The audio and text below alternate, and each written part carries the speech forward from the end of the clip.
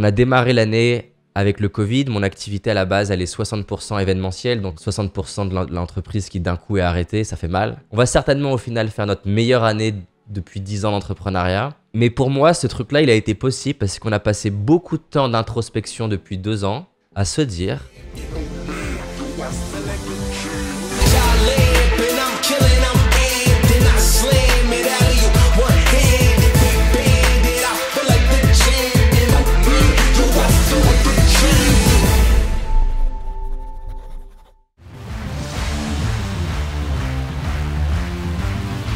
Cette année, elle est incroyable pour moi à plein de niveaux. C'est-à-dire qu'on a démarré l'année avec le Covid. Mon activité à la base, elle est 60% événementielle. Donc quand le Covid il est arrivé, c'était un vrai stress pour les équipes. Est-ce qu'on va pouvoir garder tous les emplois? 60% de l'entreprise qui d'un coup est arrêtée, ça fait mal. De l'autre côté, on est passé par plein de brainstorming, de comment on peut innover, comment on peut se réinventer. Enfin, c'était assez intense cette année. On a beaucoup travaillé.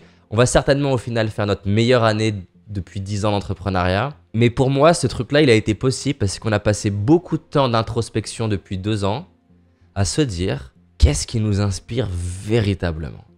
On oublie ce que les gens ils font sur le développement personnel en France ou aux États-Unis. Qu'est-ce qu'on essaie de faire? Mais c'est des heures et des heures de conversation qui, sur le coup, quand je les avais avec Timmy, entre autres, me semblaient du temps perdu parce que ça produisait rien. Mais là, aujourd'hui, c'est assez dingue l'énergie que ça me donne d'avoir réussi à poser vraiment, c'est quoi la mission de ma boîte d'une manière qui me met les larmes aux yeux? C'est quoi la vision de mon entreprise? C'est quoi les valeurs de mon entreprise? Et ce truc-là me permet aujourd'hui de faire plein de choix qui sont beaucoup plus faciles parce que j'ai mieux compris ce que j'essayais de faire. Par exemple, dans le développement personnel et la spiritualité, il y a un dogme, comme dans tous les endroits, et il y a un dogme autour de l'ambition. L'ambition, c'est un gros mot dans le domaine du développement personnel et de la spiritualité. Il faut pas être ambitieux, c'est pas bien. Et donc du coup, je me jugeais moi-même, tu vois, je me jugeais d'avoir de l'ambition. Non seulement je me jugeais, et en plus de ça, je l'assumais pas, tu vois, je l'assumais pas dans mes vidéos, je l'assumais pas autour de moi, parce que c'était comme un truc, comme si c'était pas bien, tu vois. Mais quand je faisais ça, je me rendais pas compte moi-même que je me pliais à un dogme. Je faisais pas confiance à mon cœur, à ce qui m'inspire véritablement. Je me pliais juste à ce que d'autres êtres humains ont dit que quelqu'un qui est intéressé par la spiritualité devrait faire ou être. Et en fait, de me rendre compte, depuis mes 15-18 ans, je sais pas, je peux avoir les larmes aux yeux à voir les plus grands footballeurs, les plus grands musiciens, les plus grands entrepreneurs, les personnes qui vont dans l'espace. J'ai un amour qui est inexplicable et je peux pleurer de manière inexplicable quand je vois les personnes qui ont poussé leur art à l'extrême. Et le fait d'assumer ce truc-là, de reconnaître ce truc-là et me dire, voilà, en fait, je veux non seulement avoir une entreprise qui est mondiale et tout donner pour ça et l'assumer, être à l'aise avec ça, mais en plus de ça, je veux créer une équipe de gens qui sont attirés par ce niveau d'ambition. Je veux aller servir des gens qui sont extrêmement ambitieux. Le simple fait d'avoir touché ça du doigt, pourtant, en apparence, mon entreprise, c'est plus ou moins la même que l'année dernière. Mais dans l'énergie, avec les équipes, moi, quand je me lève le matin, dans mes mails, dans mes vidéos, comment je me sens en moi au quotidien, ça change tout. Et je pense qu'on n'aurait jamais pu avoir l'entreprise qui croît comme ça cette année si j'avais pas juste posé du doigt ce truc-là. Un autre truc que je me suis rendu compte, c'est j'adore le cinéma depuis très longtemps. Et tu vois, pendant des années, par exemple, je jugeais mon amour du cinéma en me disant bah, c'est pas le plus utile, ça n'a rien à voir avec le développement personnel en apparence. Et en arrêtant de me juger là-dessus, en me disant attends, si tu aimes ça, tu as quelque chose à aller chercher là-dedans.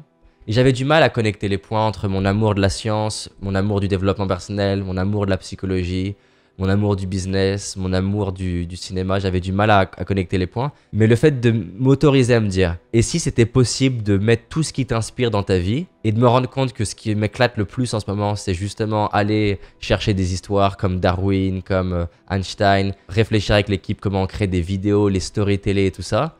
Le fait de mixer ça, ça me donne une énergie qui est dingue. Les gens qui sont autour de moi le ressentent, Julie, ma chérie, le ressent, l'équipe le ressent.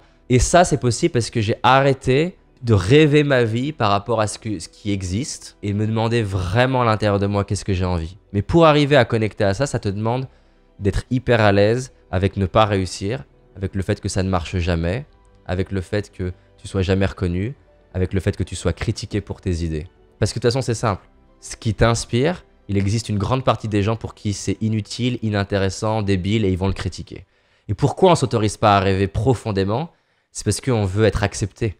Et donc le meilleur moyen d'être accepté, c'est d'avoir des rêves qui ressemblent aux rêves des autres. Par exemple aussi, je me suis rendu compte que ça me saoulait dans le développement personnel, ce truc d'être tout le temps à propager le positif, il faut être gentil. Alors que moi, dans mes recherches, je vois que pour faire grandir quelqu'un, tu as besoin de le soutenir, tu as besoin de le challenger, que le muscle il a besoin d'être reposé, mais il a aussi besoin d'être stretché, d'être étiré, qu'il y a de la place au négatif, il y a de la place au positif. Tu vois, typiquement ce truc-là, voir que j'adore ce truc-là et me dire je veux sortir du développement personnel un peu polarisant qui parle d'être positif tout le temps, heureux tout le temps, qui est pas possible en fait. C'était aussi quelque chose qui était pas confortable au début parce que je me disais bah tiens, je vais perdre toute mon audience qui veulent que de la loi d'attraction fantasmée.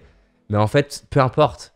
Moi, ça m'inspire d'aller vers ce côté scientifique et je m'attire en ce moment de plus en plus de clients qui m'inspirent véritablement. Donc voilà, première chose, vraiment, je vais encourager les personnes qui nous écoutent à aller vers ce qui les inspire vraiment. Et ce qui est drôle, c'est que si on avait eu cette conversation il y a 3 ans, je t'aurais dit j'ai l'impression d'aller vers ce qui m'inspire vraiment. Donc c'est vraiment un chemin qui est continu de se réinventer et se demander si je devais enlever un truc de ma vie, j'enlèverais quoi? Si je devais rajouter un truc de ma vie, j'enlèverais quoi pour que chaque année, je me rapproche un peu plus de la vie qui m'inspire vraiment. Et j'adore cette idée que tu maîtrises ta vie quand les murmures de l'intérieur, ils sont plus forts que les murmures de l'extérieur. Et justement, que tu arrêtes de construire ta vie par rapport à ce qui semble être la bonne manière dans la spiritualité, ou ce qui semble être la bonne manière dans le développement personnel, ou ce qui semble être la bonne manière dans ta famille, et que tu fais juste ce qui t'inspire, et tant pis pour ce que les autres pensent. C'est assez fascinant, par exemple, quand quelqu'un lit un livre qu'il aime, la rétention de l'information qu'il a, à quel point il le retient, elle est beaucoup plus grande. Et ça m'attriste le nombre de mes clients qui essayent d'aller vers des rêves qui sont pas les leurs. Et surtout, tu vois, c'est des effets de mode. En ce moment, l'entrepreneuriat, c'est à la mode, donc t'as plein de gens qui veulent entreprendre, mais ils vont droit dans le mur, parce que c'est pas leur rêve. C'est parfait, hein, ils ont besoin d'aller dans le mur pour réaliser que c'est pas leur rêve. Mais parce qu'aujourd'hui, il faut faire attention aux modes. Il y a 20 ans, ce qui était à la mode, c'était aller travailler à la Défense. Et les gens voulaient travailler à la Défense à Paris. Après, la mode, c'est entreprendre. Ou les modes, en ce moment, je sais pas, ça peut être les startups. Ou les modes, ça peut être faire du yoga. Et on a tendance, du coup, à se perdre dans les modes. Plutôt que de se dire, c'est quoi qui m'inspire, moi, à l'intérieur de moi.